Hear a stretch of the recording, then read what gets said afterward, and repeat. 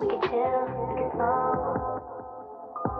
Me and you, all alone. Hey guys, it's Tia Yasmin. Welcome back to my channel. If you guys can hear anything in the background, I apologize in advance. There's a lot of cicadas outside. If you guys are from the Midwest/South, you already know what's going on. But I apologize in advance for any background noise.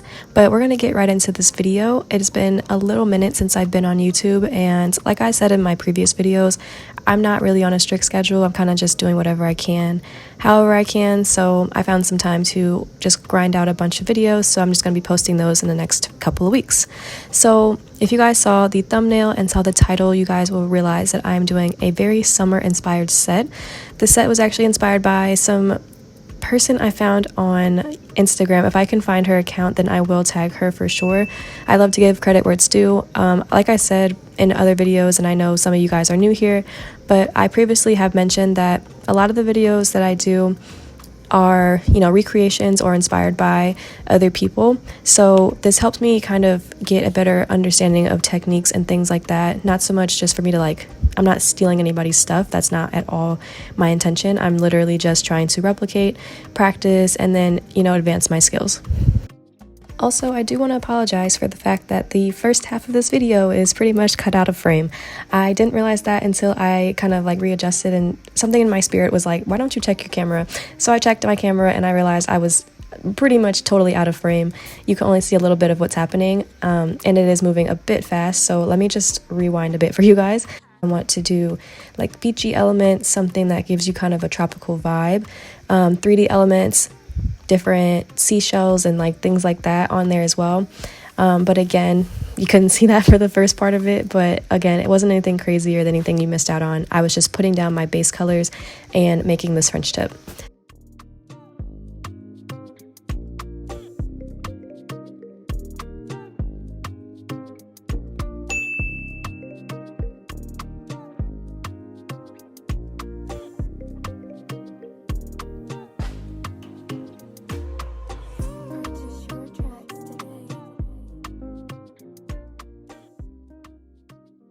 But anyway, for this specific nail that I'm doing right here, I just put down some base coat. It's not blooming gel, but I just used the base coat on top of only the white part of the French tip.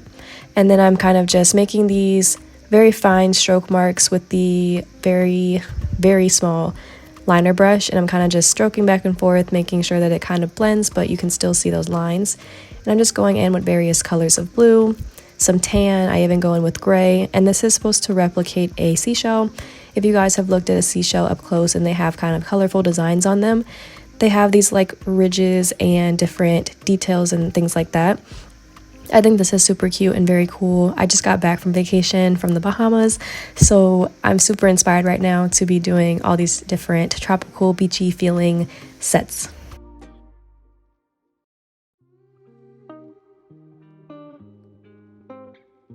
The method in which I work on these nails, it's kind of in stages. So I try to get all of my base colors done first, then I go in with my designs, and then I do any 3D elements last. And of course the top coat to go on top, but I kind of do it like this all the time. I don't know if that's just how my brain works or if that's actually a strategy, but I don't know if anyone else does nails. But if you guys do it that way too and kind of just do it in layers rather than doing it nail by nail, then we're on the same page for sure. Basically all I did here was I mixed together some base coat and some white gel polish, mixed it together, did one even layer, not so much that it's gonna, totally cover the blue polish, and then I went in with a daughter tool and some top coat, and I made those little bubble designs, and I think it turned out very, very cool. A note about that thing is that you have to work very fast, and if you don't, then it's gonna start to spread and look blobby and weird, and it just won't give the same effect of bubbles. It'll give more melting effect. I don't know, it just doesn't look good. So work fast and cure it as fast as possible.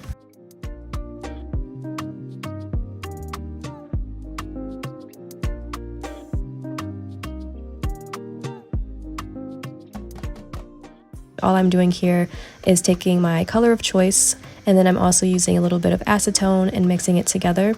I've noticed that whenever I do airbrushing designs, I like to do a more concentrated solution, so less acetone and more nail polish. That way the color shows better. I realized that whenever I use my airbrush, the color does come out a bit more muted, so I have to put more layers, and I don't really want to do that all the time.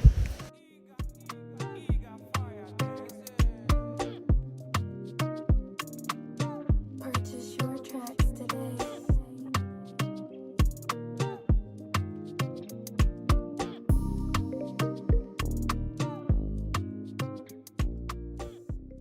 So I finally found the perfect product to do these 3D flowers with. If you guys watched my last couple videos, you know that I was kind of making up a solution to how to do this, but honestly, it is not that hard. Just buy this product from Macart. I will link it down below. It'll be in my storefront. And also, I am an affiliate for Macart as well, so if you guys want to support me, that would be so awesome. And you guys can use my link, and that way you can save some money and then also support me in the process. Anyway, I'm going in with this product and my picker tool. That way I can scoop out little bits of this product at a time. I don't know why this product was cutting up as soon as I did this video, because I promise you, whenever I used it prior to this, it was not sticking to my hands like that. It was just perfectly usable and flexible. So in order to keep it from sticking to my fingers like that, I just dipped my fingers in a little bit of alcohol, and then it kind of took away that tackiness. So making little ball shapes and then placing them how I want. I love doing the little 5-petal flowers instead of the 4-petal. I feel like the 4-petal flowers look kind of weird to me. The only thing about 5-petal flowers is that it can kind of look like a starfish sometimes. So if you don't want that, then maybe go for the 4. You are then going to take that, whatever tool you have. I'm using this flat metal picker, like I said. You can also use a silicone dotting tool as well, and make your shape of your flower however you want. I'm kind of just making a line down the middle and then very carefully spreading and fanning out those leaves, and you can slowly see the flower shape coming together.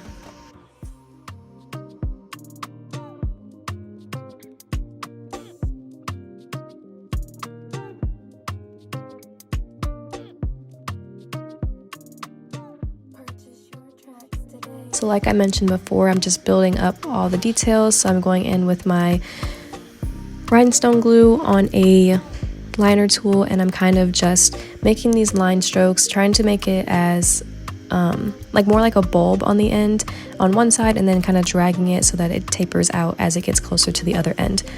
This does take a little bit of practice, and maybe I'm just not, doing the right technique or holding my brush correctly, but this did take me a little bit of work. So in order to keep the designs from kind of spreading while I was working, I did cure in between some of these.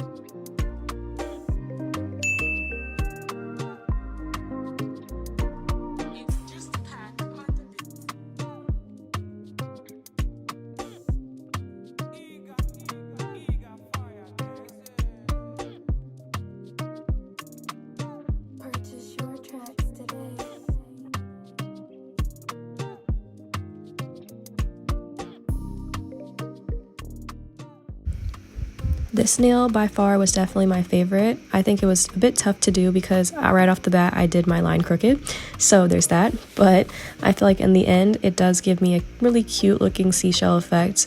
I think if I had done just a wee bit more of that rhinestone glue, it really would have looked totally like a seashell, and I feel like that would have been so much cooler. But I think for my first time I did a pretty good job.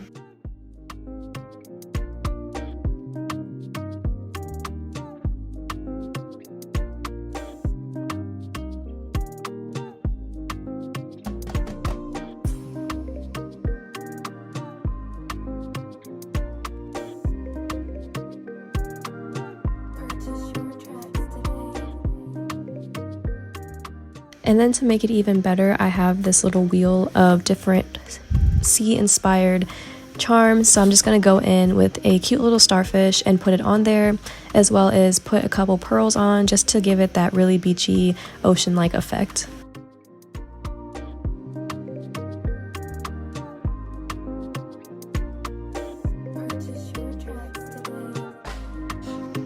At this point, I'm just putting all my finishing touches on.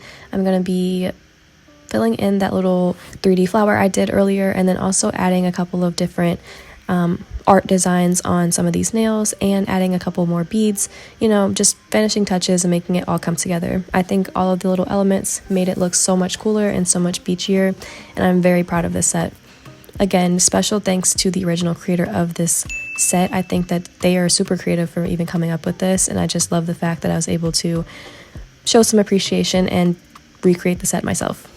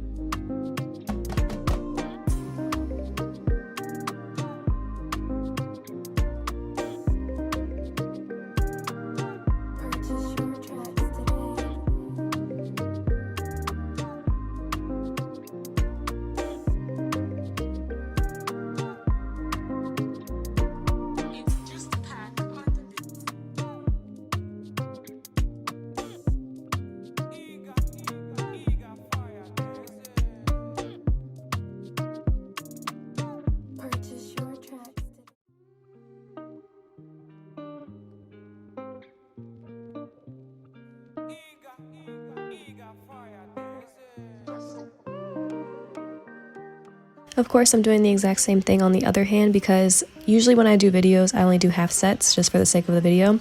But I do want to wear this set in the future, so I went ahead and made the other hands just a little time lapse so I didn't have to bore you guys with the same details over again. But I think it turned out super cool, very nice, and I'm very proud of this execution. So this is the final product. I think it came out so nice. I love the shape even. I feel like it really just gives it that much more of a cute vibe. I love stiletto. But let me know what you guys think down below. Thank you guys so much for watching. I'll see you guys in my next video. Be sure to like, comment, and subscribe, and I'll see y'all later. Bye.